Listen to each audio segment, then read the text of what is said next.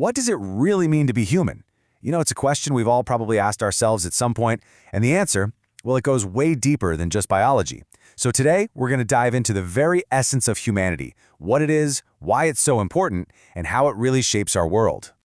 All right, so let's just jump right in with the big one. What is humanity? I mean, we throw that word around all the time, right? But it actually has two kind of different meanings. One is about, well, who we are as a species, and the other, that one's more about who we should be, who we aspire to be. Let's break that down.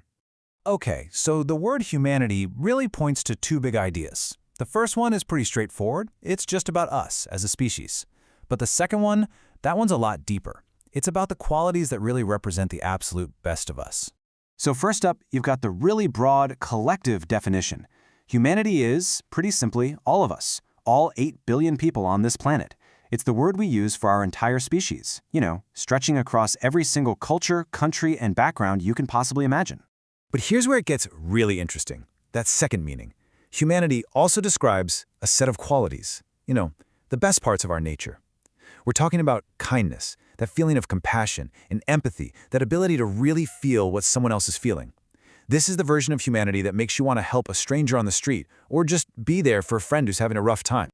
So, how do these amazing qualities actually show up in the real world? Well, they come alive through connection. See, these aren't just some abstract ideas we talk about. They're the very thing that our relationships, our communities, and our whole societies are built on.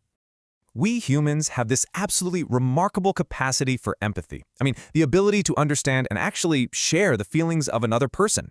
You could argue it's the social glue that's allowed us to survive and thrive for so long. We use that understanding to build communities, to create support systems. We don't just exist side by side, we find meaning through connecting with each other. And this kind of humanity, it isn't always about these huge, heroic acts you see in movies. Most of the time, it's found in the small, everyday things. Sharing a meal, offering a kind word, or just sitting with someone so they're not alone. Those are the quiet but incredibly powerful moments where humanity really shines through. And this deep, fundamental need for connection, it tells us something really powerful, that humanity is what unifies us.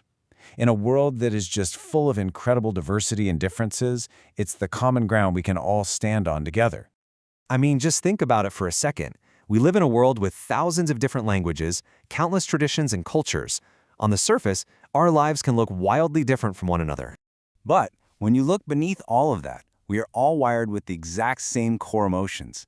It doesn't matter where you're from, every single one of us knows what joy feels like. We know the sting of pain, the warmth of hope, and that cold chill of fear. These feelings, they're like the universal language of our shared human experience. But of course, it's not always that simple, is it? Living up to our better nature can be really, really hard. Life is full of challenges that can test our compassion and put a real strain on our connections with each other. Things like conflict or inequality, and especially fear, they can act like these powerful wedges, driving us apart. They make us focus on our differences, and they can make us completely forget about all the things we share. They test the very limits of our humanity. And it's in those moments, under that kind of pressure, that our humanity is truly defined. We're all faced with this fundamental choice. Do we choose understanding or judgment? Kindness or hatred? The decision we make, whether it's a huge one or a tiny one, honestly, it determines everything.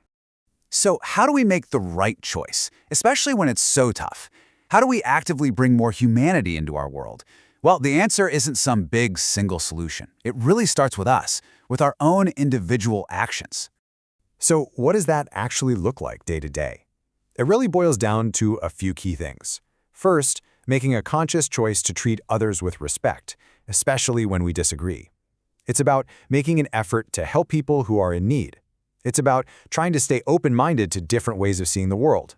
And it's about finding the courage to stand up for what's fair and just. And it is so important to remember just how powerful these actions are. A single act of kindness might feel small, but it creates ripples. Seriously. Every single time we choose to care, we are actively weaving the fabric of our collective humanity just a little bit stronger.